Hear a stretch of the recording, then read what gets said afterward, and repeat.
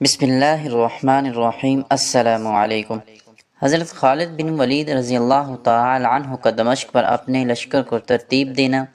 فقی رحمۃ اللہ علیہ کہتے ہیں، جب حضرت ابو عبیدہ بن جرح رضی اللہ تعالی عنہ باب جابیہ پر پہنچ گئے تو آپ نے اپنی فوج کو لڑائی کا حکم فرمایا۔ اس کے بعد حضرت خالد بن ولید رضی اللہ تعالی عنہ نے حضرت یزید بن ابی سفیان کو بلا کر ہدایت کی کہ اپنے ساتھیوں کو لے کر باب الصغیر پر چلے جاؤ۔ اپنی قوم اور آدمیوں کی حفاظت رکھنا۔ اگر شہر میں کوئی تمہارے مقابلے کو نکلے اور تم اپنے اندر تاب مقابلہ نہ پاؤ تو فوراً مجھے اطلاع دے دینا، میں انشاءاللہ تعالی تمہاری مدد کو پہنچوں گا۔ اس کے بعد حضرت شرحبیل بن حسنہ کو بلا کر فرمایا، تم باب توما پر متعین ہو جاؤ اور احتیاط رکھو۔ اس دروازے کا حاکم توما نامی سنا ہے، بہت ہوشیار اور دلاور آدمی ہے، اپنی قوم کا سردار اور بادشاہ ہرقل کے نزدیک اپنی شجاعت اور دلیری کی وجہ سے بہت محبوب ہے، اور اسی وجہ سے ہرقل نے اس سے اپنی بیٹی کی شادی کی تھی۔ اگر وہ تم پر حملہ آور ہو تو مجھے خبر دے دینا، میں انشاءاللہ تعالی تمہاری مدد کو پہنچوں گا۔ حضرت شرحبیل بن حسنہ رضی اللہ تعالی عنہ نے جواب دیا کہ میرے سپاہیوں کے اندر ایسا کوئی شخص نہیں ہے جس پر اس کا حیلہ چل سکے۔ بعدہ آپ نے حضرت عمر بن عاص کو بلا کر حکم دیا کہ تم باب فرادیس پر پروکش رہو، وہاں سے کسی طرح حرکت نہ کرنا، کیونکہ میں نے سنا ہے کہ وہاں برادران قوم جمع ہے۔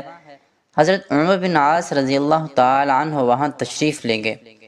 پھر آپ نے حضرت قیس بن حبیرہ رضی اللہ تعالی عنہ کو بلا کر فرمایا کہ تم اپنے لشکر کے ساتھ باب الفرج پر چلے جاؤ۔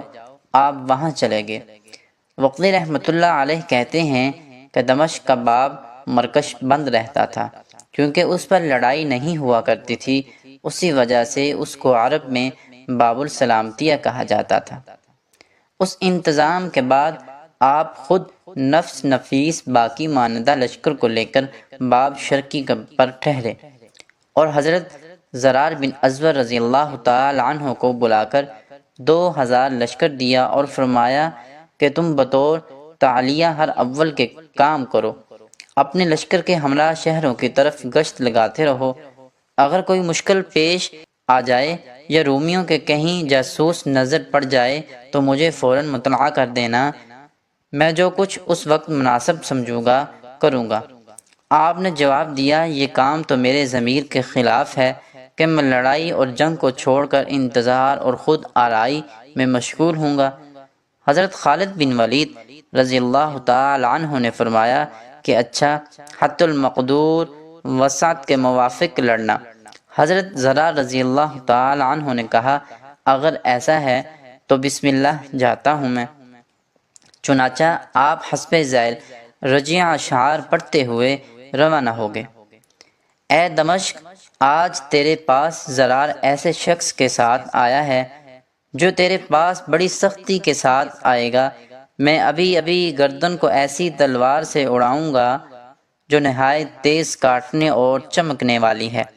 میں بہت جلد تیرے پاس آگ روشن کروں گا اور قوم کو بہت جلد کلام بزرگ کے سبب بھگا دوں گا۔ حضرت زرار رضی اللہ تعالی عنہ یہ اشعار پڑھتے ہوئے ایک بپھرے شیر اور غضبناک چیتے کی طرح منزل مقصود کی طرف چلے۔ حضرت خالد بن ولید رضی اللہ تعالی عنہ باب شرقی پر رہے۔ آپ کی فوج نے رومیوں پر حملہ کیا۔ ادھر رومیوں نے عہدہ کر لیا کہ جب تک ہم میں ایک فرد بھی باقی ہے، لڑائی کو بدستور باقی رکھیں گے، عورتوں اور اولاد کو ان کے ہاتھ نہ آنے دیں گے۔ یہ سوچ کر انہوں نے بھی تیر چلانے شروع کیے، اور طرفین سے منجنیق تیر اور پتھروں کی اس قدر بارش ہوئی کہ طرفین کے اکثر آدمی زخمی ہو گئے۔ حضرت ابو بکر صدیق رضی اللہ تعالی عنہ خلیفہ رسول اللہ صلی اللہ علیہ وآلہ وسلم کا فرمان، حضرت عبد الرحمن بن حمید بن حجمی مدینہ طیبہ سے لے کر اس وقت یہاں پہنچے، جبکہ حضرت خالد بن ولید رضی اللہ تعالی عنہ رافع بن عمیرۃ الطائی کے ہمراہ باب شرقی پر جنگ و جدال میں مشغول تھے۔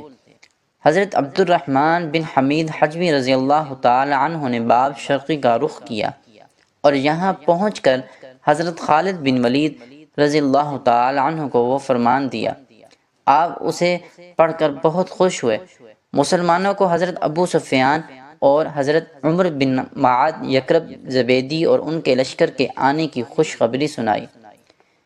کہتے ہیں کہ یہ خبر تمام لشکر میں پھیل گئی۔ دن بھر مسلمان لڑتے رہے، رات ہوئی، دونوں فریق جدا ہوئے تو مسلمانوں کا ہر سردار اپنے اپنے دروازے اور مقام پر متعین رہا۔ حضرت خالد بن ولید رضی اللہ تعالی عنہ نے حضرت ابو بکر صدیق رضی اللہ تعالی عنہ کا خط ہر دروازے پر بھیجا اور ہر جگہ پڑھ کر سنا دیا۔ مسلمان قوموں کو سن کر بے حد خوش ہوئے۔ رات صبح کی لڑائی کے لیے نہایت مستعدی اور انتظار کے ساتھ گزاری۔ باری باری سے اپنی اپنی فوج کی نگہبانی کرتے رہے۔ حضرت زرار بن ازور رضی اللہ تعالی عنہ تمام رات پورے لشکر کے گرد چکر اور گشت لگاتے رہے کہ دشمن اچانک نہ آ پڑے اور شب خون کر دے۔ وقتی رحمۃ اللہ علیہ کہتے ہیں کہ رات کو مسلمانوں کی تکبیروں کی آوازیں بہت زیادہ بلند ہوتی رہیں۔ رومی بھی رات بھر مخصوص کلمات کے ساتھ چیختے اور چلاتے رہے۔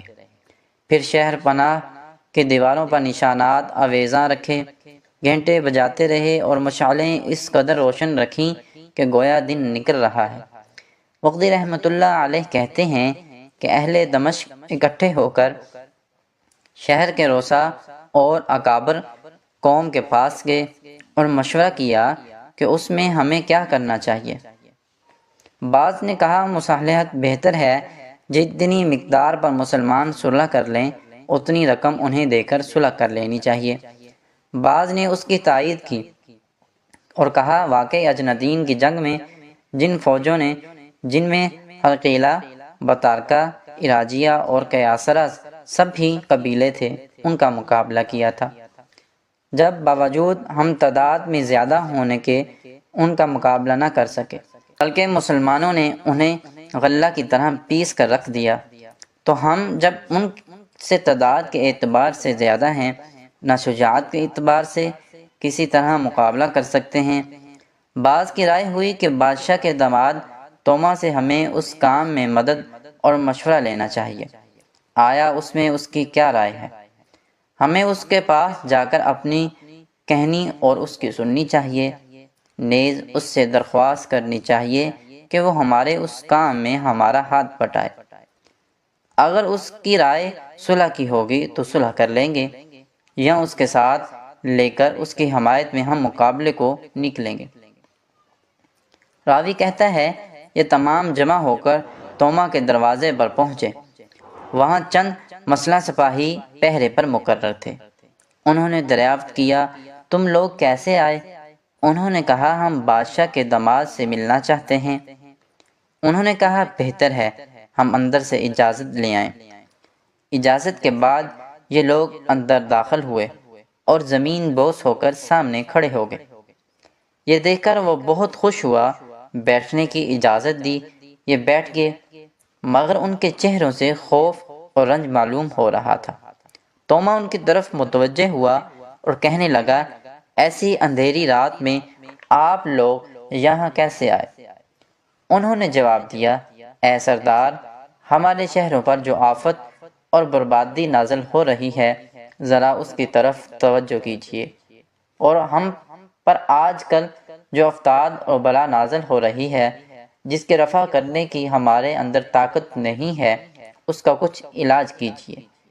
ہمیں آپ پر بہت زیادہ اعتماد اور بھروسہ ہے، ہم ان عربوں کے ساتھ مصالحت کر لیں اور جو کچھ مانگیں انہیں دے دیں، یا آپ بادشاہ کو لکھ کر بھیجیں کہ وہ ہماری مدد اور کمک کریں، یا آپ ہی ان مسلمانوں کو ہم سے کسی طرح دفع کریں، ورنہ ہمارے ہلاک ہونے میں اب کچھ کسر نہیں ہے۔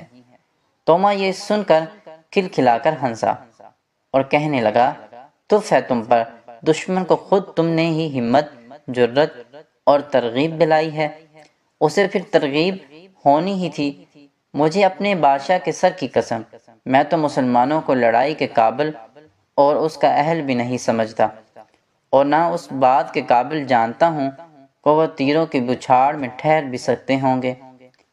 اگر کبھی وہ میرے قریب آ گئے تو میں ان کے اغلوں کو پچھڑوں کے ساتھ ملا دوں گا اور اپنی قوم کا پورا پدرہ بدلا لوں گا۔ تم اپنے شہر میں اطمینان سے رہو اور کسی طرح کا خوف دل میں نہ لاؤ، کیونکہ اگر ان کے واسطے شہر کا دروازہ کھول بھی دیا جائے تو اتنی کس کی ہمت ہے کہ شہر میں